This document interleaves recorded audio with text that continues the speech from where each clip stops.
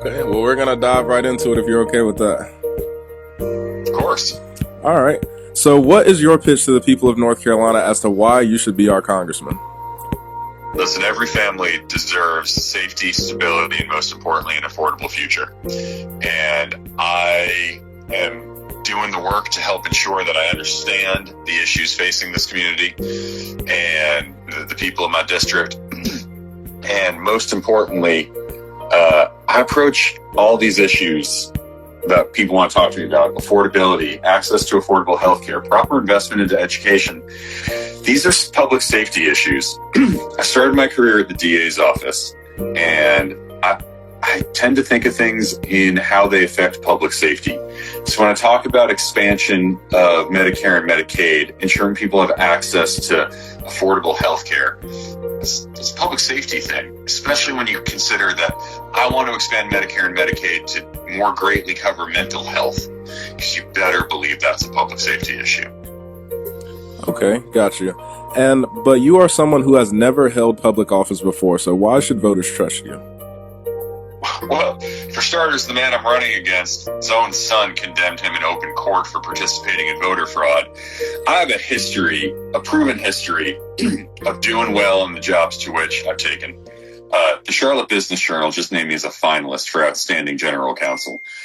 I believe my track record proves that I'm trustworthy, but it also maybe needs to be said that the gentleman against whom I am running has proven that he can't be trusted. Okay, and then tell me about the moment you decided to run for public office, and what was your filing process like? So I've been involved in North Carolina Democratic politics for a little while. And last year, when we realized that the Democrats hadn't put anybody forward, not really, for the 8th district, I was giving folks a little bit of a hard time, saying, hey, we're running a guy, but he's not really doing any work right now. He's a nice guy. He's a good guy. He was overwhelmed. He didn't understand what it takes to run a campaign. How is this possible? And the party said back to me, look, Jesse, you're who we would be recruiting. You are a well-respected attorney in the Charlotte community. You understand business. You started your career at the DA's office. You've been involved in state politics. You're who we would be recruiting. If you're not going to step up, then we don't want to hear about it from you. And I decided that I got tired of thinking somebody ought to do something and not have it be me. So I stepped up. The filing process kind of happens in two different ways. The first filing happens with the FEC after you've raised $5,000 or more. That happened pretty quickly for me. Then I actually filed just this week with the state. You have to go up to Raleigh and file some paperwork with the folks up there, and that was an interesting experience. I had some family come meet me, and that was really emotional, getting to be there with family. But after that, it's kind of like going to the DMV.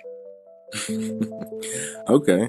And then on your website, you call yourself a common sense candidate for uncommon times. Why? Well, I believe in common sense resolutions to these problems that we're facing. We talk about there being a dignity crisis up in DC. And on day one, I'll push for a ban on Congresspeople trading individual stocks. Back when I worked in the DA's office and other places, ordinary people are held to standards that are different than our Congresspeople. And it shouldn't be that our elected officials are held to a lower standard. Our elected officials need to be held to a higher standard. Now, individuals can't trade on what's called material non-public information.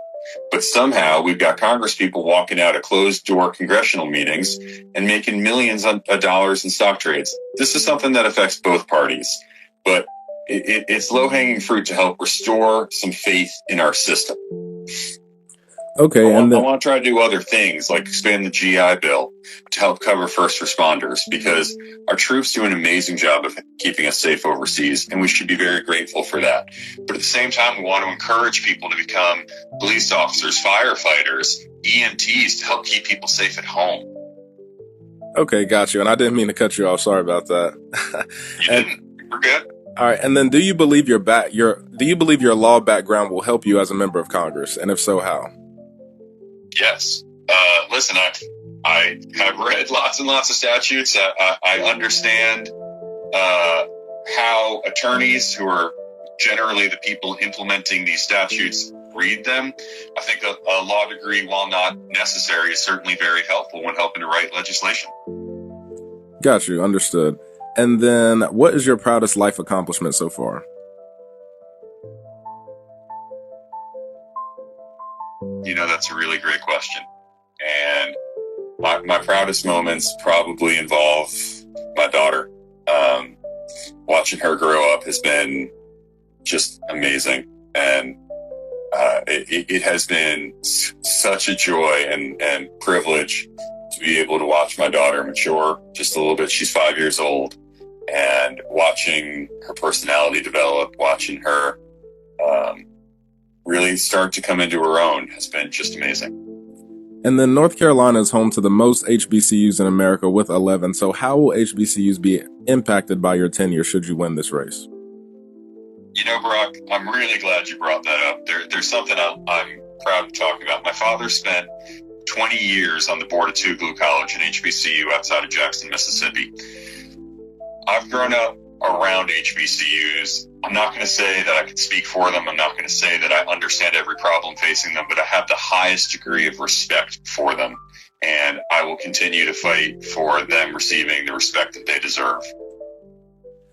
Okay, awesome.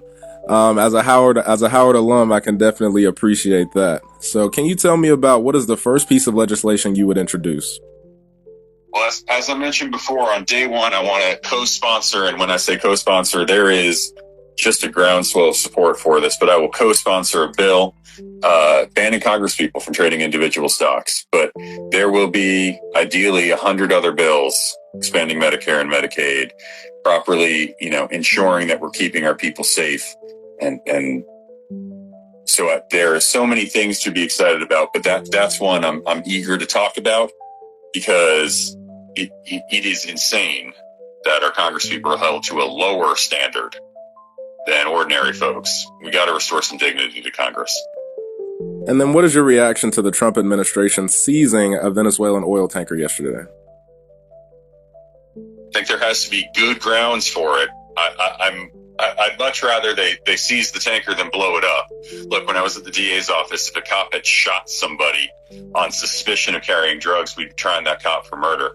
When we've seen the Trump administration attacking boats just on suspicion that they've carried drugs, that is, in my mind, illegal. Do you believe he deserves to be impeached? And if so, would you vote for the resolution? Do I believe Trump needs to be impeached? It's going to depend on the case presented before me, but he's certainly done some things that have raised the possibility of impeachment. Okay, and then what do you believe, as far as impeachment goes, what do you believe his greatest offense has been so far? You talked a little bit about how the case would need to be presented to you. If the case were presented today, what do you believe the greatest offense would be? The Trump administration's done a whole lot of things that I disagree with. Sending the Border Patrol into Charlotte, North Carolina, which is, seemingly extrajudicial, is deeply problematic. I would want to have a greater understanding of what that thought process was, which is something that would have to come out during a trial. The president's firing of the head of Bureau and Labor Statistics, seemingly because he didn't like the report that came out, which just hollows out faith in our system, is deeply problematic, and I would want greater information about that. There are a lot of things I'd ask questions about when you ask about what his greatest offense is. Okay, and then there are so many things to choose from that my mind reels. Got you. And then what is your reaction to the so-called blue wave led by Mayor-elect Zoran Mamdani, Governor-elect Spanberger, and Sherrill, in addition to Prop 50 out in California? So I think the blue wave is a good thing. I think it's a reaction to what we're seeing of the extreme MAGA policies coming out of D.C. And I'm, for lack of a better way of saying it, hoping to benefit from it. Got you. All right, and then we'll finish up with a little bit of a lightning round here. So if you could answer these questions, in just one word or a couple words, we'll have it like that. So, an elected official you look up to. Jeff Jackson. America's biggest domestic problem. Lack of common facts. America's biggest international threat. Climate change. The Trump administration's biggest accomplishment. The current one or the previous one? Current.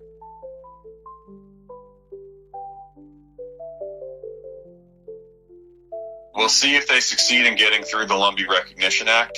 That would be quite an accomplishment, and I support that. Is the Confederate flag a racist symbol? In and of itself, no, but what it stands for is. Do you support statehood for D.C. and the other 5 major U.S. territories? I support statehood for D.C. What about the 5 other U.S. territories? I'm not sure I could list them off the top of my head, and I don't want to say yes before I really understand. I mean, if we're talking about Guam, they have an interesting cause for it. If we're talking about Puerto Rico, I would be behind that. The American Samoa? I can't name the other 5 off the top of my head. Understood. Are you prepared to accept the outcome of this election no matter the result? Yes. What will the score be on Sunday for the Panthers-Saints game?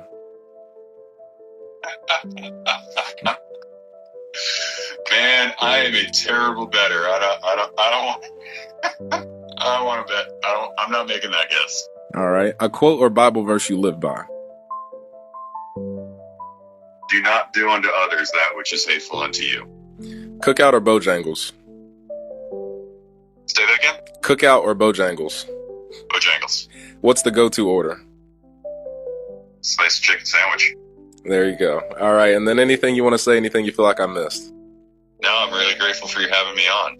All right. Thank you, sir. I appreciate you taking the time out to talk to us. And I wish you and your family a happy holiday. And I wish you the best of luck.